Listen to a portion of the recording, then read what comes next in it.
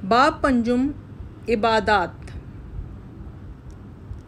پچھلے باب میں تم کو بتایا گیا ہے کہ حضرت محمد صلی اللہ علیہ وآلہ وسلم نے 5 امور پر ایمان لانے کی تعلیم دی ہے۔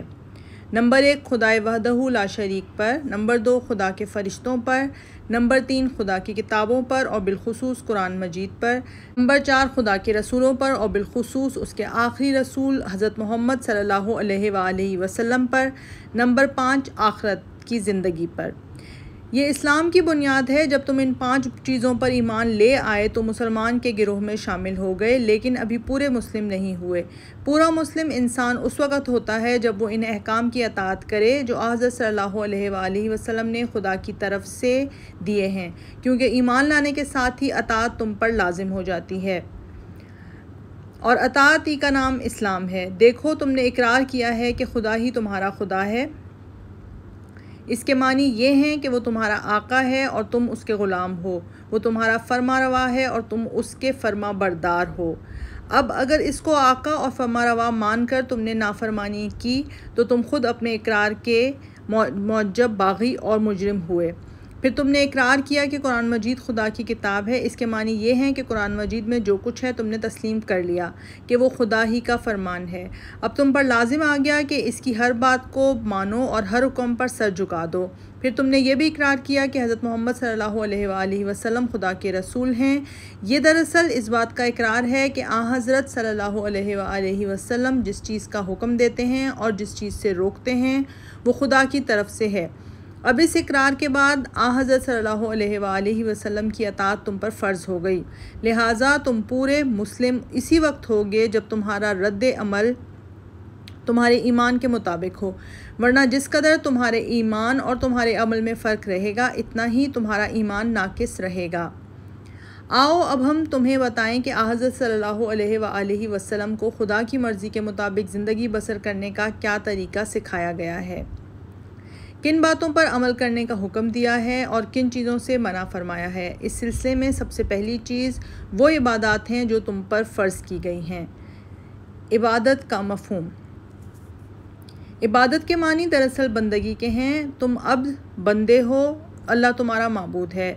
عبد اپنے معبود کی اطاعت میں جو کچھ کرے عبادت ہے۔ مثلاً تم لوگوں سے باتیں کرتے ہو، ان باتوں کے دوران میں اگر تم نے جھوٹ سے، غیبت سے، فحش گوئی سے اس لیے پرہیز کیا کہ خدا نے ان چیزوں سے منع کیا ہے، اور ہمیشہ سچائی، انصاف، نیکی اور پاکیزگی کی باتیں کی اس لیے کہ خدا ان کو پسند کرتا ہے، تو تمہاری یہ سب باتیں عبادت ہوں گی، خواہ وہ سب دنیا کے معاملات ہی میں کیوں نہ ہوں۔ تم لوگوں سے لین دین کرتے ہو، بازار میں خرید و فروخت کرتے ہو، اپنے گھر میں ماں باپ اور بھائی بہنوں کے ساتھ رہتے سہتے ہو، اپنے دوستوں اور عزیزوں سے ملتے جلتے ہو۔ اگر اپنی زندگی کے ان سارے معاملات میں تم نے خدا کے احکام کو اور اس کے قوانین کو ملحوظ رکھا، ہر ایک کے حقوق ادا کیے یہ سمجھ کر کہ خدا نے ان کا حکم دیا ہے، اور کسی کے حق تلفی نہ کی یہ سمجھ کے خدا نے اس سے روکا ہے، تو گویا تمہاری یہ ساری زندگی خدا کی عبادت ہی میں گزری۔ تم نے کسی غریب کی مدد کی، کسی بھوکے کو کھانا کھلایا، کسی بیمار کی خدمت کی، اور ان سب کاموں میں تم نے اپنے ذاتی فائدے یا عزت یا ناموری کو نہیں بلکہ خدا کی خوشنودی کو پیش نظر رکھا، تو یہ سب کچھ عبادت میں شمار ہوگا۔ تم نے تجارت یا صنعت یا مزدوری کی اور اس میں خدا کا خوف کر کے پوری دیانت اور امانتداری سے کام لیا، حلال کی روٹی کمائی اور حرام سے بچے، تو یہ روٹی کمانا بھی خدا کی عبادت میں لکھا جائے گا، حالانکہ تم نے اپنی روزی کمانے کے لیے یہ کام کیے تھے۔ غرض یہ ہے دنیا کی زندگی میں ہر وقت ہر معاملے میں خدا سے خوف کرنا، اس کی خوشنودی کو پیش نظر رکھنا، اس کے قانون کی پیروی کرنا، ہر ایک فائدے کو ٹھکرا دینا جو اس کی نافرمانی سے حاصل ہوتا ہے، اور ہر ایک ایسے نقصان کو گوارا کر لینا جو اس کی فرمانبرداری میں پہنچے یا پہنچنے کا خوف ہو۔ یہ خدا کی عبادت ہے۔ اس طریقے کی زندگی سراسر عبادت ہی عبادت ہے، حتیٰ کہ ایسی زندگی میں کھانا پینا، پھرنا، سونا، جاگنا، بات چیت کرنا سب کچھ داخل عبادت ہے۔ یہ عبادت کا اصلی مفہوم ہے اور اسلام کا اصل مقصد مسلمان کو ایسا ہی عبادت گزار بندہ بناتا ہے۔ اس غرض کے لیے اسلام میں چند ایسی عبادتیں فرض کی گئی ہیں جو انسان کو اس بڑی عبادت کے لیے ٹریننگ کورس کی حیثیت رکھتی ہیں۔ جو شخص یہ ٹریننگ جتنی اچھی لے گا وہ اس سے بڑی اور اصلی عبادت کو اتنی ہی اچھی طرح ادا کر سکے گا۔ اس لیے ان خاص عبادتوں کو فرض عین قرار دیا گیا ہے اور انہیں ارکان دین یعنی دین کا ستون کہا گیا ہے۔ جس طرح ایک عمارت چند ستونوں پر قائم ہوتی ہے، اسی طرح اسلامی زندگی کی عمارت بھی ان ستونوں پر قائم ہے۔ ان کو توڑ دو گے تو اسلام کی عمارت کو گرا دو گے۔ نماز۔ ان فرائض میں سب سے پہلا فرض نماز ہے۔ یہ نماز کیا ہے؟ دن میں 5 وقت زبان اور عمل سے انہی چیزوں کا اعادہ جن پر تم ایمان لائے ہو۔ تم صبح اٹھے اور سب سے پہلے پاک صاف ہو کر اپنے خدا کے سامنے حاضر ہو گئے، اس کے سامنے کھڑے ہو کر، بیٹھ کر، جھک کر، زمین پر سر ٹیک کر اپنی بندگی کا اقرار کیا، اس سے مدد مانگی، اس سے ہدایت طلب کی، اس سے اطاعت کا عہد تازہ کیا اور اس کی خوشنودی چاہی اور اس کے غضب سے بچنے کی خواہش کا بار بار اعادہ کیا، اس کی کتاب کا سبق دہرایا، اس کے رسول کی سچائی پر گواہی دی اور اس دن کو بھی یاد کر لیا جب تم اس کی عدالت میں اپنے اعمال کی جواب دہی کے لیے حاضر ہوگے۔ اس طرح تمہارا دن شروع ہوا۔ چند گھنٹے تم اپنے کاموں میں لگے رہے، پھر ظہر کے وقت مؤذن نے تم کو یاد دلایا کہ آؤ اور چند منٹ کے لیے اس سبق کو پھر دہرا لو، کہیں ایسا نہ ہو کہ اس کو بھول کر تم خدا سے غافل ہو جاؤ۔ تم اٹھے اور ایمان تازہ کر کے پھر دنیا اور اس کے کاموں کی طرف پلٹ آئے۔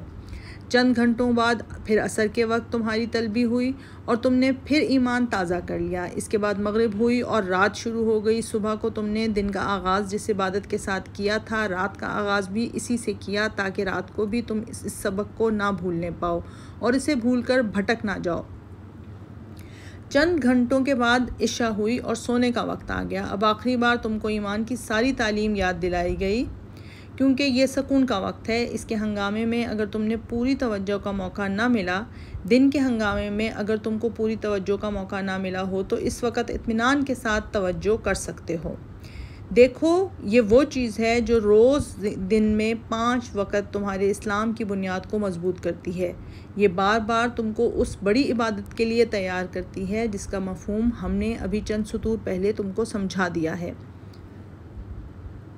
یہ ان تمام عقیدوں کو تازہ کرتی رہتی ہے جن پر تمہارے نفس کی پاکیزگی، روح کی ترقی، اخلاق کی درستی اور عمل کی اصلاح موقوف ہے۔ غور کرو، وضو میں تم اس طریقے کی کیوں پیروی کرتے ہو جو رسول اللہ صلی اللہ علیہ وآلہ وسلم نے بتایا ہے، اور نماز میں وہ سب چیزیں کیوں پڑھتے ہو جو آپ صلی اللہ علیہ وآلہ وسلم نے تعلیم کی ہیں؟ اس لیے نہ کہ تم حضرت صلی اللہ علیہ وآلہ وسلم کی اطاعت کو فرض سمجھتے ہو۔ قرآن کو تم قصداً غلط کیوں نہیں پڑھتے؟ اس لیے نہ کہ تمہیں اس کے کلام الہی ہونے کا یقین ہے۔ نماز میں جو چیزیں خاموشی کے ساتھ پڑھی جاتی ہیں، اگر تم ان کو نہ پڑھو یا ان کی جگہ اور کچھ پڑھ دو تو تمہیں کس کا خوف ہے؟ کوئی انسان تو سننے والا نہیں۔ ظاہر ہے کہ تم یہی سمجھتے ہو کہ خاموشی کے ساتھ جو کچھ ہم پڑھ رہے ہیں اسے بھی خدا سن رہا ہے اور ہماری کسی ڈھکی چھپی حرکت سے بھی وہ بے خبر نہیں۔ جہاں کوئی دیکھنے والا نہیں ہوتا وہاں کون سی چیز تمہیں نماز کے لیے اٹھاتی ہے؟ وہ یہی اعتقاد تو ہے کہ تم کو خدا دیکھ رہا ہے۔ نماز کے وقت ضروری سے ضروری کام چھڑا کر کون سی چیز تمہیں نماز کی طرف لے جاتی ہے؟ وہ یہی احساس تو ہے کہ نماز خدا نے فرض کی ہے۔ جاڑے میں صبح کے وقت، گرمی میں دوپہر کے وقت اور روزانہ شام کی دلچسپ تفریحوں میں مغرب کے وقت کون سی چیز تم کو نماز پڑھنے پر مجبور کر دیتی ہے؟ وہ فرض شناسی تو نہیں تو اور کیا ہے؟ پھر نماز نہ پڑھنے یا نماز میں جان بوجھ کر غلطی کرنے سے تم کیوں ڈرتے ہو؟ اس لیے نہ کہ تم کو خدا کا خوف ہے اور تم جانتے ہو کہ ایک دن اس کی عدالت میں حاضر ہونا ہے۔ اب بتاؤ کہ نماز سے بہتر اور کون سی ایسی ٹریننگ ہو سکتی ہے جو تم کو پورا اور سچا مسلمان بنانے والی ہو؟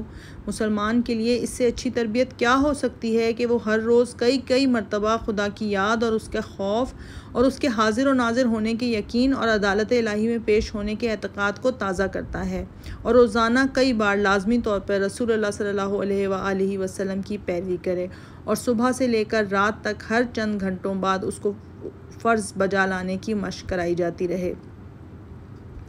ایسے شخص سے یہ امید کی جا سکتی ہے کہ جب وہ نماز سے فارغ ہو کر دنیا کے کاموں میں مشغول ہوگا تو وہاں بھی وہ خدا سے ڈرے گا اور اس کے قانون کی پیروی کرے گا، اور ہر گناہ کے موقع پر اس کو یاد آ جائے گا کہ خدا مجھے دیکھ رہا ہے۔ اگر کوئی اتنی اعلیٰ درجے کی ٹریننگ کے بعد بھی خدا سے بے خوف ہو اور اس کے احکام کی خلاف ورزی نہ چھوڑے تو یہ نماز کا قصور نہیں بلکہ خود اس شخص کے نفس کی خرابی ہے۔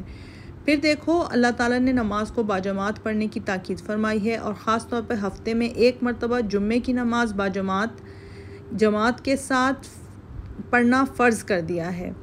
یہ مسلمانوں میں اتحاد اور برادری پیدا کرنے والی چیز ہے، ان کو ملا کر ایک مضبوط جتھا بناتی ہے۔ جب وہ سب مل کر ایک ہی خدا کی عبادت کرتے ہیں، ایک ساتھ اٹھتے بیٹھتے ہیں، تو آپ سے آپ ان کے دل ایک دوسرے سے جڑ جاتے ہیں اور ان میں یہ احساس پیدا ہو جاتا ہے کہ ہم سب بھائی بھائی ہیں۔ پھر یہی چیز ان میں ایک سردار کی اطاعت کا مادہ پیدا کرتی ہے اور ان کو باضابطگی کا سبق سکھاتی ہے۔ اسی سے ان میں آپس کی ہمدردی پیدا ہو جاتی ہے، مساوات اور یگانگت پیدا ہوتی ہے۔ امیر اور غریب، بڑے اور چھوٹے، اعلیٰ عہدیدار اور ادنا چپراسی سب ایک ساتھ کھڑے ہوتے ہیں۔ کوئی نہ اونچ ذات ہوتا ہے نہ نیچ ذات۔ یہ ان بے شمار فائدوں میں سے چند فائدے ہیں جو تمہاری نماز سے خدا کو نہیں بلکہ خود تمہیں کو حاصل ہوتے ہیں۔ خدا نے تمہارے فائدے کے لیے اس چیز کو فرض کیا ہے، اور نہ پڑھنے پر اس کی ناراضی اس لیے نہیں ہے کہ تم نے اس کا کوئی نقصان کیا ہے بلکہ اس لیے ہے کہ تم نے خود اپنے آپ کو نقصان پہنچایا۔ کیسی زبردست طاقت نماز کے ذریعے سے خدا تم کو دے رہا ہے اور تم اس کو لینے سے جی چراتے ہو۔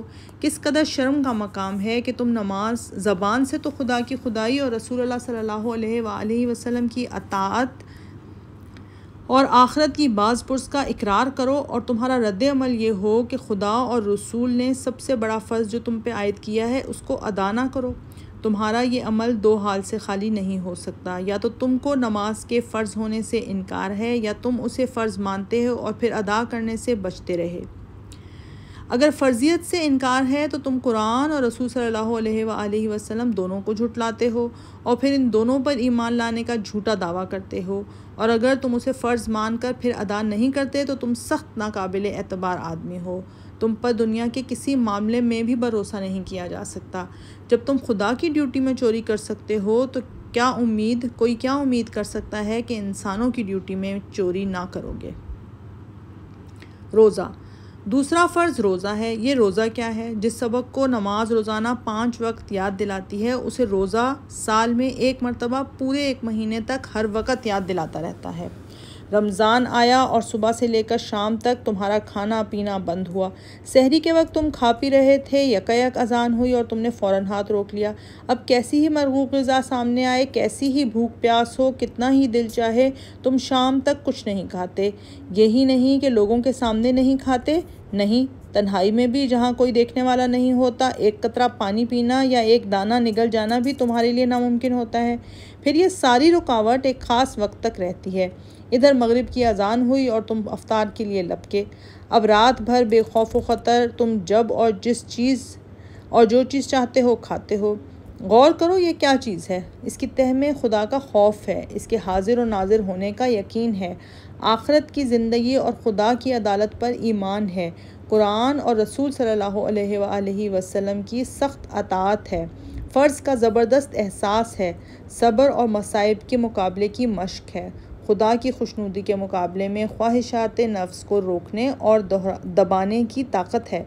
ہر سال رمضان کا مہینہ آتا ہے تاکہ پورے 30 دن تک یہ روزے تمہاری تربیت کریں اور تمہارے اندر یہ تمام اوصاف پیدا کرنے کی کوشش کریں تاکہ تم پورے اور پکے مسلمان بنو، اور یہ اوصاف تمہیں اس عبادت کے قابل بنائیں جو ایک مسلمان اپنی زندگی میں ہر وقت بجا لانی چاہیے۔ پھر دیکھو اللہ تعالیٰ نے تمام مسلمانوں کے لیے روزہ ایک ہی مہینے میں فرض کیا تاکہ سب مل کر روزہ رکھیں، علیحدہ علیحدہ نہ رکھیں۔ اس کے بے شمار دوسرے فائدے بھی ہیں۔ ساری اسلامی آبادی میں پورا 1 مہینہ پاکیزگی کا مہینہ ہوتا ہے۔ ساری فضا پر ایمان اور خوف خدا اور اطاعت احکام اور پاکیزگی اخلاق اور حسن عمل چھا جاتا ہے۔ اس فضا میں برائیاں دب جاتی ہیں، نیکیاں ابھر آتی ہیں۔ اچھے لوگ نیک کاموں میں ایک دوسرے کی مدد کرتے ہیں، برے لوگ بدی کے کام کرتے ہوئے شرماتے ہیں، امیروں میں غریبوں کی امداد کا جذبہ پیدا ہوتا ہے، خدا کی راہ میں مال صرف کیا جاتا ہے، سارے مسلمان ایک حال میں ہوتے ہیں، اور یہ ایک حال ہونا ان کے اندر یہ احساس پیدا کرتا ہے کہ ہم سب ایک جماعت ہیں۔ ان میں برادری، ہمدردی اور باہمی اتحاد پیدا کرنے کے لیے یہ ایک کارگر نسخہ ہے۔ یہ سب ہمارے ہی فائدے ہیں، ہمیں بھوکا رکھنے سے خدا کا کوئی فائدہ نہیں، اس نے ہماری بھلائی ہی کے لیے رمضان کے روزے ہم پر فرض کیے ہیں۔ اس فرض کو جو لوگ بغیر کسی معقول وجہ کے ادا نہیں کرتے وہ اپنے اوپر خود ظلم کرتے ہیں، اور سب سے زیادہ شرمناک طریقہ ان کا ہے جو رمضان میں اعلانیہ کھاتے پیتے ہیں۔ وہ گویا اس بات کا اعلان کرتے ہیں کہ ہم مسلمانوں کی جماعت میں سے نہیں ہیں، ہم کو اسلام کے احکام کی کوئی پرواہ نہیں ہے، اور ہم ایسے بے باک ہیں کہ جس کو خدا مانتے ہیں اس کی اطاعت سے بھی کھلا منہ موڑ جاتے ہیں۔ بتاؤ، جن لوگوں کے لیے اپنی جماعت سے الگ ہونا ایک آسان بات ہو، جن کو اپنے خالق و رازق کے خلاف بغاوت کرتے ہوئے شرم نہ آئے، اور جو اپنے دین کے سب سے بڑے پیشوا کے مقرر کیے ہوئے قانون کو اعلانیہ توڑ دیں، ان سے کوئی شخص کس وفاداری، کس نیک چلنی اور امانت داری، کس فرض شناسی اور پابندی قانون کی امید رکھ سکتا ہے؟ زکوٰۃ۔ تیسرا فرض زکوٰۃ ہے۔ اللہ تعالیٰ نے ہر مسلمان مالدار پر فرض کیا ہے، اور اگر اس کے پاس کم سے کم 40 روپے ہوں اور ان پر پورا ایک سال گزر جائے تو وہ ان میں سے 1 روپیہ کسی غریب رشتہ دار یا کسی محتاج، کسی مسکین، کسی نو مسلم، کسی مسافر یا کسی قرضدار شخص کو دے دے۔ اس طرح اللہ نے امیروں کی دولت میں غریبوں کے لیے کم از کم 2.5% حصہ مقرر کر دیا ہے۔ اس سے زیادہ اگر کوئی کچھ دے تو یہ احسان ہے جس کا ثواب اور زیادہ ہوگا۔ دیکھو، یہ حصہ اللہ کو نہیں پہنچتا، وہ تمہاری کسی چیز کا محتاج نہیں، لیکن وہ فرماتا ہے کہ تم نے اگر خوش دلی کے ساتھ میری خاطر اپنے کسی غریب بھائی کو کچھ دیا تو گویا مجھ کو دیا، اس کی طرف سے میں تم کو کئی گنا زیادہ بدلہ دوں گا، البتہ شرط یہ ہے کہ اس کو دے کر تم کوئی احسان نہ جتلاؤ گے، اس کو ذلیل و حقیر نہ کرو، اس سے شکریہ کی بھی خواہش نہ رکھو، یہ بھی کوشش نہ کرو کہ تمہاری اس بخشش کا لوگوں میں چرچا ہو اور لوگ تمہاری تعریف کریں کہ فلاں صاحب بڑے سخی دانہ ہے۔ اگر ان تمام ناپاک خیالات سے اپنے دل کو پاک رکھو گے اور محض میری خوشنودی کے لیے اپنی دولت میں سے غریبوں کو حصہ دو گے تو میں اپنی بے پایاں دولت میں سے تم کو وہ حصہ دوں گا جو کبھی ختم نہ ہوگا۔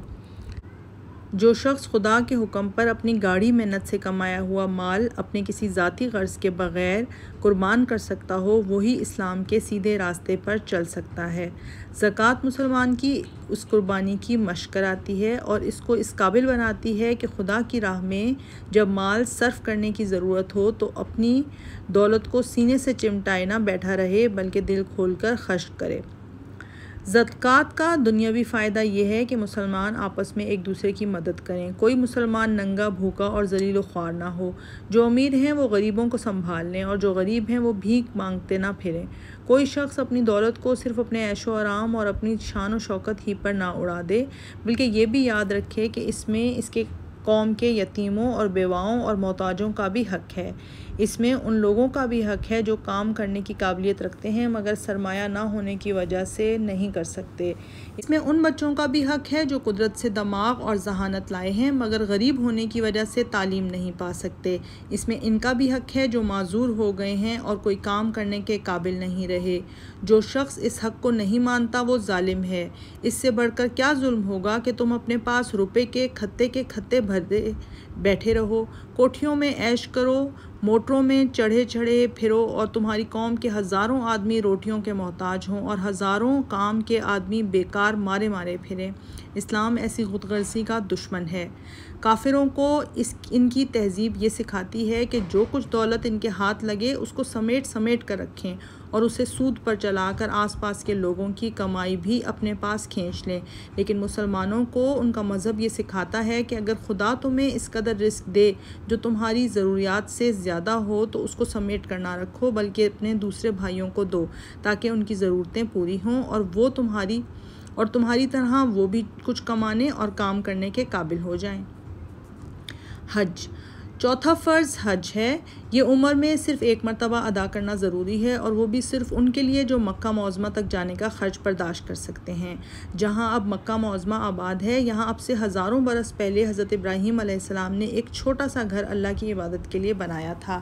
اللہ نے ان کے خلوص اور محبت کی یہ قدر فرمائی کہ اس کو اپنا گھر قرار فرمایا، اور فرمایا کہ جس کو ہماری عبادت کرنی ہو وہ اسی گھر کی طرف رخ کر کے عبادت کرے، اور فرمایا کہ ہر مسلمان خواہ وہ دنیا کے کسی کونے میں ہو، شرط استطاعت عمر میں کم از کم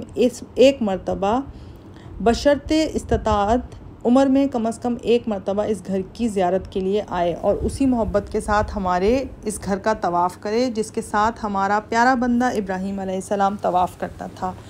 پھر یہ حکم دیا کہ جب ہمارے گھر کی طرف آؤ تو اپنے دلوں کو پاک کرو، نفسانی خواہشات کو روکو، خون ریزی اور بدکاری اور بد زبانی سے بچو، اسی ادب و احترام اور عاجزی کے ساتھ آؤ جس کے ساتھ تم کو اپنے مالک کے دربار میں حاضر ہونا چاہیے۔ یہ سمجھو کہ ہم اس بادشاہ کی خدمت میں جا رہے ہیں جو زمین اور آسمان کا حاکم ہے، اور جس کے مقابلے میں سب انسان فقیر ہیں۔ اس عاجزی کے ساتھ جب آؤ اور خلوص دل کے ساتھ عبادت کرو گے تو ہم تمہیں اپنی نوازشوں سے مالا مال کر دیں گے۔ ایک لحاظ سے دیکھو تو حج سب سے بڑی عبادت ہے۔ خدا کی محبت اگر انسان کے دل میں نہ ہو تو وہ اپنے کاروبار چھوڑ کر اپنے عزیزوں اور دوستوں سے جدا ہو کر اتنے لمبے سفر کی زحمت ہی کیوں برداشت کرے گا؟ اس لیے حج کا ارادہ خود ہی محبت اور اخلاص کی دلیل ہے۔ پھر جب انسان اس سفر کے لیے نکلتا ہے تو اس کی کیفیت عام سفروں جیسی نہیں ہوتی۔ اس سفر میں زیادہ تر اس کی توجہ خدا کی طرف رہتی ہے، اس کے دل میں شوق اور ولولہ بڑھتا چلا جاتا ہے۔ جوں جوں کعبہ قریب آتا جاتا ہے، محبت کی آگ اور زیادہ بھڑکتی ہے، گناہوں اور نافرمانیوں سے دل خود بخود نفرت کرتا ہے، پچھلے گناہوں پر شرمندگی ہوتی ہے، آئندہ کے لیے خدا سے دعا کرتا ہے کہ فرما برداری کی توفیق بخشے، عبادت اور ذکر الہی میں مزہ آنے لگتا ہے، سجدے لمبے لمبے ہونے لگتے ہیں اور دیر تک سر اٹھانے کو جی نہیں چاہتا، قرآن پڑھتا ہے تو اس میں کچھ لطف ہی اور آتا ہے، روزہ رکھتا ہے تو اس کی حالت ہی کچھ اور ہوتی ہے۔ پھر جب وہ حجاز کی سرزمین پر قدم رکھتا ہے تو اسلام کی ساری ابتدائی تاریخ اس کی آنکھوں کے سامنے پھر جاتی ہے۔ چپے چپے پر خدا سے محبت کرنے والوں اور اس کے نام پر جان نثار کرنے والوں کے آثار دکھائی دیتے ہیں۔ وہاں کی ریت کا ایک ایک ذرہ اسلام کی عظمت پر گواہی دیتا ہے، اور وہاں کی ہر کنکری پکارتی ہے کہ یہ ہے وہ سرزمین جہاں اسلام پیدا ہوا اور جہاں سے خدا کا کلمہ بلند ہوا۔ اس طرح مسلمان کا دل خدا کے عشق اور اسلام کی محبت سے بھر جاتا ہے، اور وہاں سے وہ ایسا گہرا اثر لے کر آتا ہے جو مرتے دم تک دل سے محو نہیں ہوتا۔ دین کے ساتھ اللہ نے حج میں دنیا کے بھی بے شمار فائدے رکھے ہیں۔ حج کی وجہ سے مکہ دنیا کے مسلمانوں کا مرکز بنا دیا گیا ہے۔ زمین کے ہر کونے سے اللہ کا نام لینے والے ایک ہی زمانے میں وہاں جمع ہو جاتے ہیں، ایک دوسرے سے ملتے ہیں، آپس میں اسلامی محبت قائم کرتے ہیں، اور یہ نقش دلوں میں بیٹھ جاتا ہے کہ مسلمان خواہ کسی ملک اور کسی نسل کے ہوں، سب ایک دوسرے کے بھائی ہیں اور ایک ہی قوم ہیں۔ اس بنا پر حج ایک طرف خدا کی عبادت ہے تو اس کے ساتھ ہی وہ تمام دنیا کے مسلمانوں کی کانفرنس بھی ہے، اور مسلمانوں کی عالمگیری برادری میں اتحاد پیدا کرنے کا سب سے بڑا ذریعہ بھی۔ حمایت اسلام۔ آخری فرض جو خدا کی طرف سے تم پر عائد کیا گیا ہے حمایت اسلام ہے۔ اگرچہ یہ ارکان اسلام میں سے نہیں ہے، مگر یہ اسلامی فرائض میں سے ایک اہم فرض ہے، اور قرآن و حدیث میں اس پر بہت زور دیا گیا ہے۔ حمایت اسلام کیا چیز ہے اور کیوں فرض کی گئی ہے؟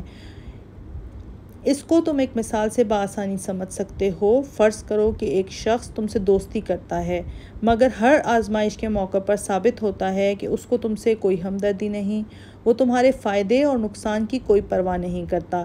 جس کام میں تمہارا نقصان ہوتا ہو اس کو وہ اپنی ذاتی فائدے کی خاطر تکلف کر گزرتا ہے، جس کام میں تمہارا فائدہ ہوتا ہے اس میں تمہارا ساتھ دینے سے وہ صرف اس لیے پرہیز کرتا ہے کہ اس میں خود اس کا کوئی فائدہ نہیں۔ تم پر کوئی مصیبت آئے تو وہ تمہاری کوئی مدد نہیں کرتا، کہیں تمہاری برائی کی جا رہی ہو تو وہ خود بھی برائی کرنے والوں میں شریک ہو جاتا ہے، یا کم از کم تمہاری برائی کو خاموشی کے ساتھ سنتا ہے۔ تمہارے دشمن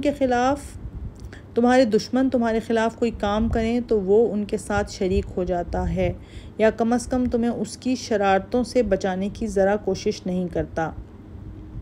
بتاؤ کیا تم ایسے شخص کو اپنا دوست سمجھو گے؟ تم یقیناً کہو گے کہ ہرگز نہیں، اس لیے کہ وہ محض زبان سے دوستی کا دعویٰ کرتا ہے مگر در حقیقت دوستی اس کے دل میں نہیں ہے۔ دوستی کے معنی تو یہ ہیں کہ انسان جس کا دوست ہو اس سے محبت اور خلوص رکھے، اس کا ہمدرد و خیر خواہ ہو، وقت پر اس کے کام آئے، دشمنوں کے مقابلے میں اس کی مدد کرے، اس کی برائی سننے تک کا روادار نہ ہو۔ جب یہ بات اس میں نہیں تو یہ منافق، اس کا دوستی کا دعویٰ جھوٹا ہے۔ اسی مثال پر قیاس کر لو کہ جب تم مسلمان ہونے کا دعویٰ کرتے ہو تو تم پر کیا فرض عائد ہوتا ہے۔ مسلمان ہونے کے معنی یہ ہیں کہ تم میں اسلامی حمیت ہو، ایمان غیرت ہو، اسلام کی محبت اور اپنے مسلمان بھائیوں کی سچی خیر خواہی ہو۔ تم خواہ دنیا کا کوئی کام کرو اور اس میں اسلام کا مفاد اور مسلمانوں کی بھلائی ہمیشہ تمہارے پیش نظر رہے۔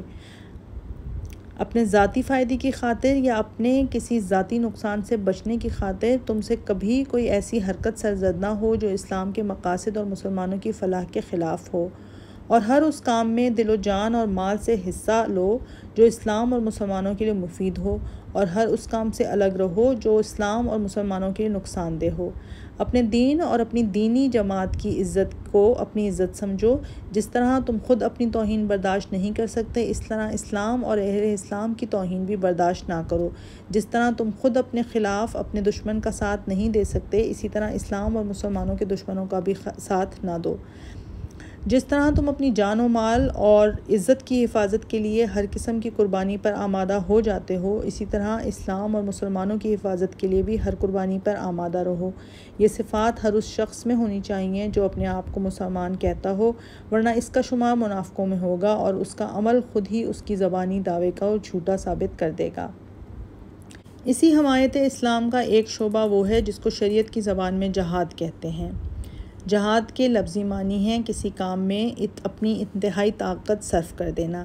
اس معنی کے لحاظ سے جو شخص خدا کا کلمہ بلند کرنے کے لیے روپے سے، قلم سے، زبان سے، ہاتھ پاؤں سے کوشش کرتا ہے وہ بھی جہاد ہی کرتا ہے۔ مگر خاص طور پر جہاد کا لفظ اس جنگ کے لیے استعمال کیا گیا ہے جو تمام دنیاوی اغراض سے پاک ہو کر محض خدا کے لیے اسلام کے دشمنوں سے کی جائے۔ شریعت میں اس جہاد کو فرض کفایہ کہتے ہیں، یعنی یہ ایسا فرض ہے جو تمام مسلمانوں پر عائد تو نہیں ہو جاتا، لیکن اگر ایک جماعت اس کو ادا کرے تو باقی لوگوں پر سے اس کو ادا کرنے کی ذمہ داری ساقط ہو جاتی ہے۔ البتہ اگر کسی اسلامی ملک پر دشمنوں کا حملہ ہو تو اس صورت میں جہاد اس ملک کے تمام باشندوں پر تمام باشندوں پر نماز اور روزے کی طرح فرض عین ہو جاتا ہے، اور اگر وہ مقابلے کی طاقت نہ رکھتے ہوں تو ان کے قریب جو ملک واقع ہوں وہاں کے بھی ہر مسلمان پر فرض ہو جاتا ہے کہ جان اور مال سے ان کی مدد کرے، اور اگر ان کی مدد سے بھی دشمن کا حملہ دفع نہ ہو تو تمام دنیا کے مسلمانوں پر ان کی حمایت اسی طرح فرض ہو جاتی ہے جس طرح نماز اور روزہ فرض ہے، یعنی اگر کوئی ایک شخص بھی یہ فرض ادا کرنے میں کوتاہی کرے تو گناہ گار ہوگا۔ ایسی صورتوں میں جہاد کی اہمیت نماز اور روزے سے بھی زیادہ ہو جاتی ہے، اس لیے کہ وہ وقت ایمان کے امتحان کا ہوتا ہے۔ جو شخص مصیبت کے وقت اسلام اور مسلمانوں کا ساتھ نہ دے اس کا ایمان ہی مشتبہ ہے، پھر اس کی نماز کس کام کی اور اس کے روزے کی کیا وقت۔ اور اگر کوئی بدبخت ایسا ہو کہ اس وقت اسلام اور مسلمانوں کے دشمنوں کا ساتھ دے تو وہ یقیناً منافق ہے۔ اس کی نماز اور اس کا روزہ اور اس کی زکوٰۃ اور اس کے حج سب بیکار ہیں۔